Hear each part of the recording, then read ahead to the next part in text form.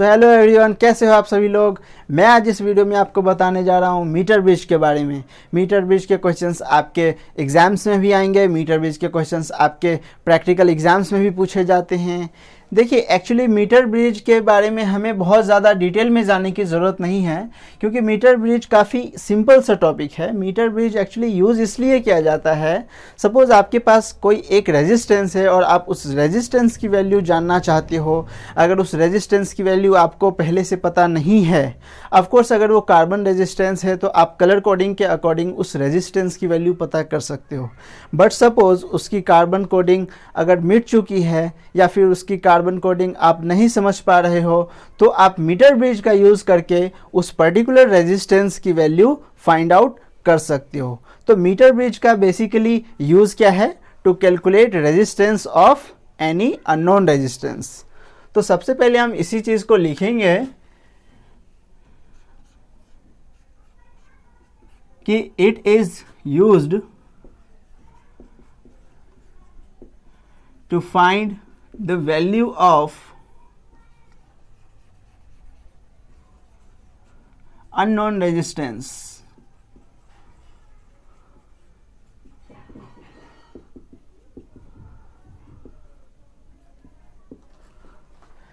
और ये जो मीटर ब्रिज है, ये व्हीटस्टोन ब्रिज प्रिंसिपल जो कि आपने क्लास 10th में भी पढ़ा हुआ है, उसी व्हीटस्टोन ब्रिज प्रिंसिपल पर ही बेस्ड है। एक्चुअली व्हीटस्टोन ब्रिज का प्रैक्टिकल एप्लीकेशन है metre bridge. So we will write metre bridge is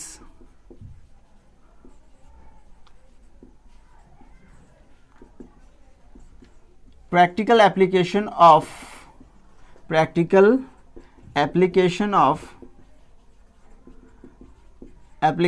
of Wheatstone bridge।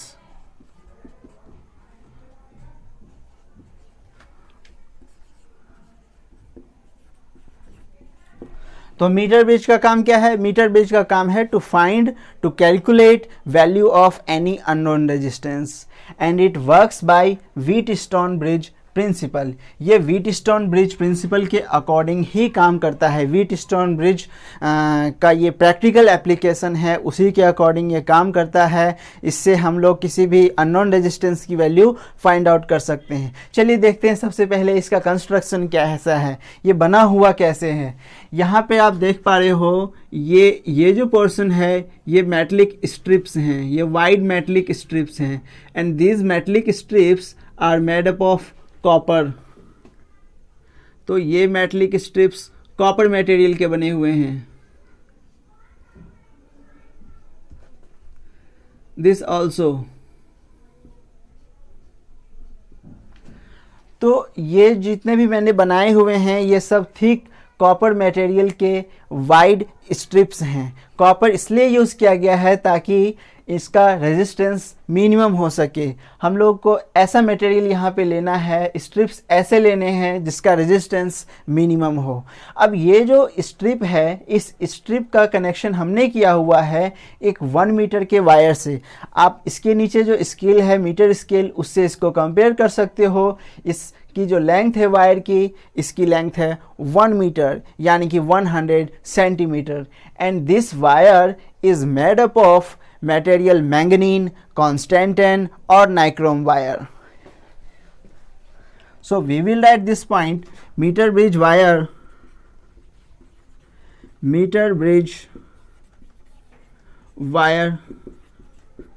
is made up of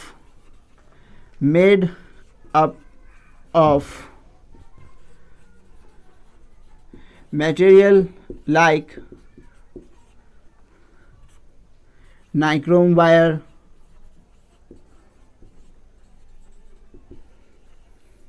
constantan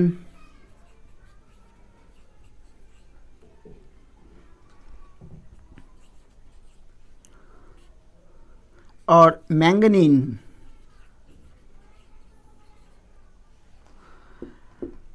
तो ये एक्चुअली एलॉय से बना हुआ होता है। ये जो मीटर ब्रिज का वायर है ये एलॉय से बना हुआ है। अब देखिए ये जितने भी चीज़ें हैं नाइक्रोम वायर, कॉन्स्टेंटिन या मैंगनीन, इन सभी की एक खासियत है।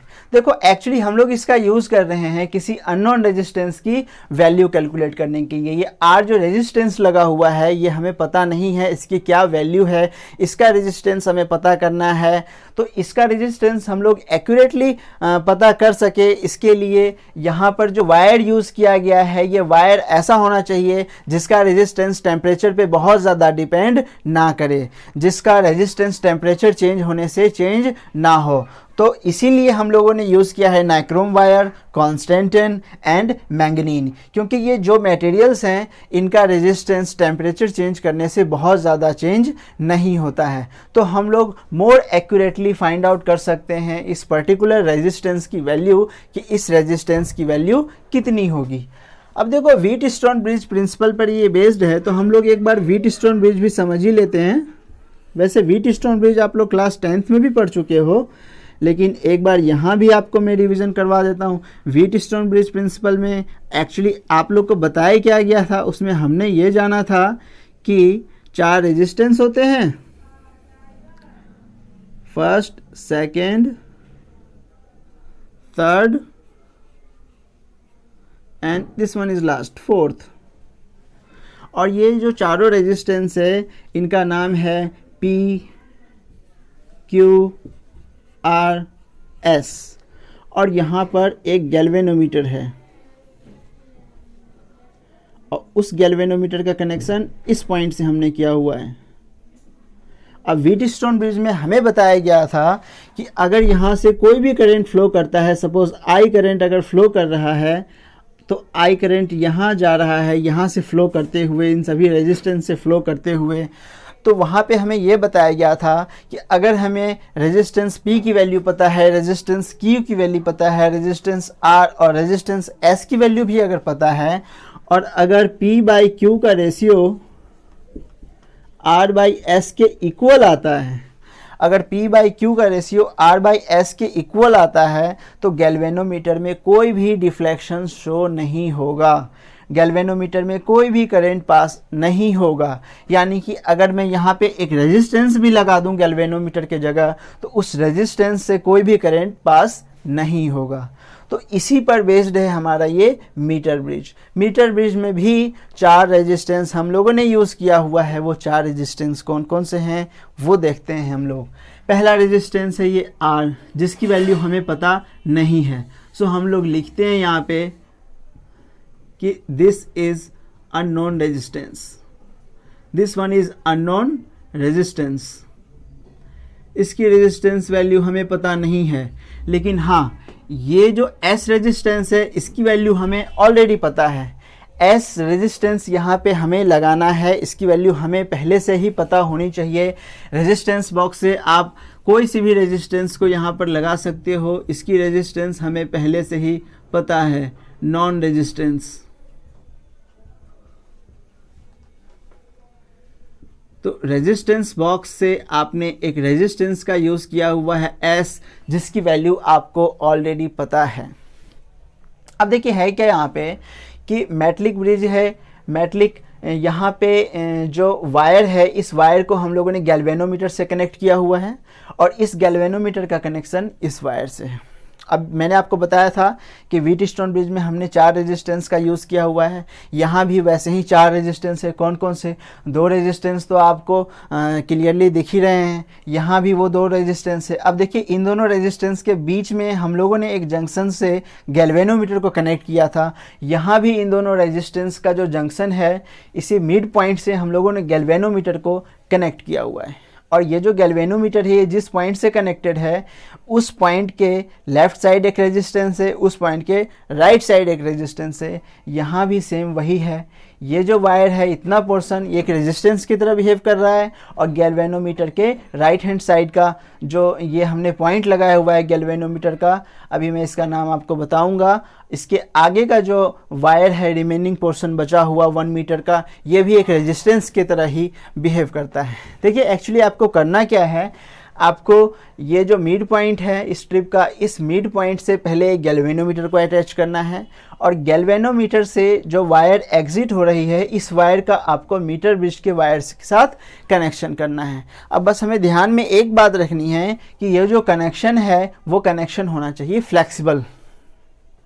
इसका मतलब हमें इस जंक्शन को, ये जो कनेक्शन है इसे हम आसानी से मूव कर सकें, तो इसको कनेक्ट किया जाता है एक जॉकी के साथ और उस जॉकी को हम लोग आसानी से इस मीटर ब्रिज के वायर के ऊपर स्लाइड कर सकते हैं। अब स्लाइड करना क्यों है, स्लाइड करने की ज़रूरत क्या है? देखिए, हमने यहाँ पे समझा है कि अगर गैल्वेनोमीटर से कोई भी करंट फ्लो नहीं करता है तो वो सिर्फ उसी केस में नहीं करता है जब P/Q का रेशियो R/S के रेशियो के इक्वल होगा। तो हमें भी वही करना है, हमें R/S का रेशियो, ये जो रेजिस्टेंस है इस रेजिस्टेंस का रेशियो इसके साथ इक्वल कर देना है। इसका मतलब ये जो जॉकी है इसको हम लोग लेफ़्ट और राइट मूव करेंगे ताकि गैल्वेनोमीटर में रीडिंग आ जाए 0, और जब गैल्वेनोमीटर में रीडिंग 0 आ जाएगी इसका मतलब हम लोगों ने नल पॉइंट ढूंढ लिया है। तो समझते हैं इस चीज़ को। तो बेसिकली मैंने आपको बताया करना क्या है, आपको जॉकी को स्लाइड करना है। जॉकी को स्लाइड करके आपको नल पॉइंट सर्च करना है कि नल पॉइंट कहाँ है। नल पॉइंट पता कैसे चलेगा? देखिए, सबसे पहले आप जॉकी को अगर लेफ्ट हैंड साइड मूव करते हो तो गैल्वेनोमीटर की जो नीडल है वो राइट हैंड साइड डिफ्लेक्ट होगी, या फिर अगर आप लोग राइट ज़्यादा जाओगे अगर तो गैल्वेनोमीटर की reading left hand side, galvanometer की जो नीडल है वो लेफ्ट हैंड साइड डिफ्लेक्ट होगी। तो आपको लेफ्ट राइट मूव करते हुए वो पॉइंट सर्च कर लेना है जिस पॉइंट पे ये जो गैल्वेनोमीटर है उसकी रीडिंग कितनी आ जाए, 0। तो हमें क्या पता करना है, नल पॉइंट।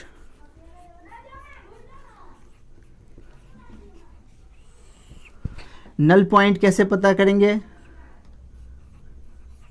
बाय स्लाइडिंग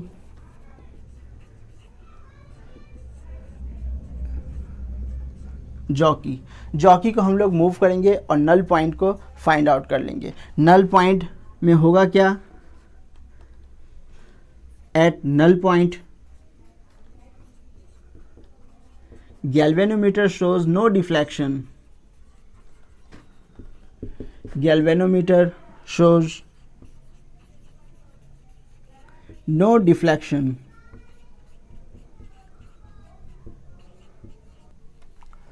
तो मैंने आपको बताया कि आपने क्या करना है, जॉकी को स्लाइड करना है। जॉकी को स्लाइड करके नल पॉइंट आपको ढूंढना है, यानी कि एक ऐसा पॉइंट जहाँ पे गैल्वेनोमीटर में कोई भी डिफ्लेक्शन ना आए। और जैसे आपने नल पॉइंट ढूंढ लिया तो आपका आधा काम कंप्लीट हो चुका है। अब आपको सिर्फ वैल्यूज़ को, मैं अभी जो फॉर्मूला बताने जा रहा हूँ उस फॉर्मूले में आपको वैल्यूज़ को पुट कर देना है। Then you can easily calculate value of unknown resistance. तो चलिए देखते हैं कैसे।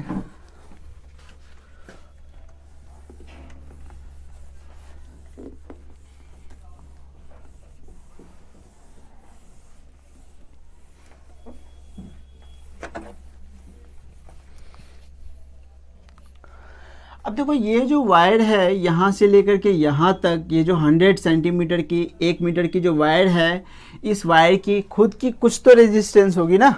अब इसकी जो फाइनल रेजिस्टेंस है, जो टोटल रेजिस्टेंस वायर की है 100 सेंटीमीटर की जो टोटल रेजिस्टेंस है, उस टोटल रेजिस्टेंस से हमें कोई भी मतलब नहीं है। हमें मतलब है इस वायर की रेजिस्टेंस जो है पर यूनिट लेंथ, यानी कि रेजिस्टेंस पर सेंटीमीटर कितनी रेजिस्टेंस है इस वायर की, हमें सिर्फ उससे मतलब है। तो मान लेते हैं कि ये जो वायर हमने यूज़ किया हुआ है, इस वायर की जो पर यूनिट रेजिस्टेंस है वो है R।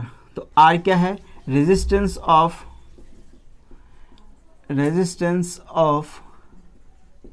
मीटर ब्रिज वायर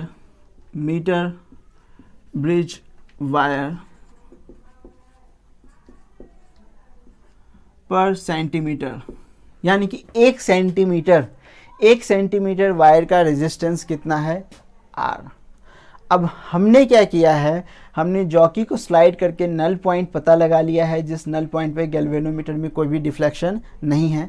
मान लेते हैं कि वो नल पॉइंट यही पॉइंट है जहाँ पर कोई भी डिफ्लेक्शन गैल्वेनोमीटर में नहीं आ रहा है, और ये जो पॉइंट है वो यहाँ से L लेंथ पे है।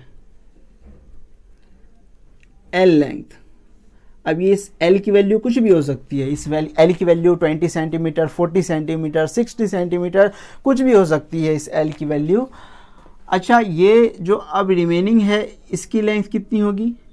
ऑफ कोर्स ये वायर अगर 100 सेंटीमीटर का है तो ये जो रिमेनिंग वायर बचा हुआ है इसकी लेंथ 100 माइनस L होगा, 100 माइनस L। तो 4 रेजिस्टेंस मैंने आपको बताए हैं, कौन कौन से हैं। एक रेजिस्टेंस R है जिसकी वैल्यू हमें पता नहीं है, कैलकुलेट करनी है। S की वैल्यू हमें पता है, हमने अपने अकॉर्डिंग रेजिस्टेंस बॉक्स से उसको यूज़ किया हुआ है। और यहाँ पे 2 रेजिस्टेंस ये है। अब करना बस ये है कि ये व्हीटस्टोन का जो इक्वेशन है इसका हमें यूज़ करके उन रेजिस्टेंस की वैल्यूज़ को पुट कर देना है। तो P है हमारा ये रेजिस्टेंस, इस रेजिस्टेंस के जगह हमने यूज़ किया हुआ है R, तो I will write R by this one resistance Q है यहाँ पे S, तो मैं S लिखूँगा, इक्वल्स टू ये रेजिस्टेंस R। अब ये जो रेजिस्टेंस है ये वो रेजिस्टेंस है जो कि इस लेंथ का, ये जो वायर है इस वायर की जो इतनी लेंथ है, इतनी लेंथ के लिए जो भी रेजिस्टेंस होगा वो हमें लिखना है। तो मैंने आपको बताया कि 1 सेंटीमीटर का रेजिस्टेंस है स्मॉल r, तो इतने का रेजिस्टेंस कितना हो जाएगा? Small l into small r। तो मैं लिखूँगा यहाँ पे r into l। r is resistance for unit length and l is length. और यहाँ पर जो 4th रेजिस्टेंस है वो 4th रेजिस्टेंस का रोल कौन प्ले कर रहा है? ये वायर, इस वायर का इतना पोर्शन, यानी कि 100 minus L into R, R into 100 minus L। तो ये जो R है, R का रोल तो आपका यहीं तक था क्योंकि R तो अब कैंसिल हो जाएगा और बच गया ये हमारे पास R by S equals to L by 100 minus L। तो वो कौन सा रेजिस्टेंस है जिसकी वैल्यू हमें पता करनी है? वो रेजिस्टेंस है, वो रेजिस्टेंस है R, यानी कि R की वैल्यू हमें पता करनी थी। तो R के लिए हम इस फॉर्मूले को रीअरेंज कर लेंगे और R आ जाएगा हमारा S into L divided by 100 minus L। तो R की वैल्यू आ गई आपके पास S into L divided by 100 minus L। इस तरीके से जो रेजिस्टेंस है R, आप उसकी वैल्यू बहुत ही आसानी से पता कर सकते हो। आपको बस पता क्या होना चाहिए? S पता होना चाहिए जो कि रेजिस्टेंस बॉक्स से आपने यूज़ किया हुआ है तो आपको पता है, और L पता होना चाहिए। बस 2 ही चीज़ पता होनी चाहिए। L वो लेंथ है जिस पे आपने नल पॉइंट ऑब्टेन किया हुआ है। तो इस वीडियो में हम लोगों ने जाना मीटर ब्रिज के बारे में।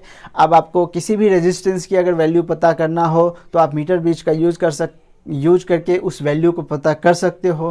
तो इस वीडियो में हम लोगों ने जाना मीटर ब्रिज के बारे में। अब जो मीटर ब्रिज के न्यूमेरिकल्स है वो आप अपने घर पे लगाइए मीटर ब्रिज के न्यूमेरिकल्स, और जिस भी न्यूमेरिकल में आपको प्रॉब्लम हो, डाउट हो, आप कमेंट बॉक्स में उसको पूछ सकते हैं मुझसे, मैं उसका सॉल्यूशन आपको ज़रूर बताऊँगा। अगले वीडियो में हम लोग बात करेंगे पोटेंशियोमीटर के बारे में। तब तक आप लोग चैनल को सब्सक्राइब करें।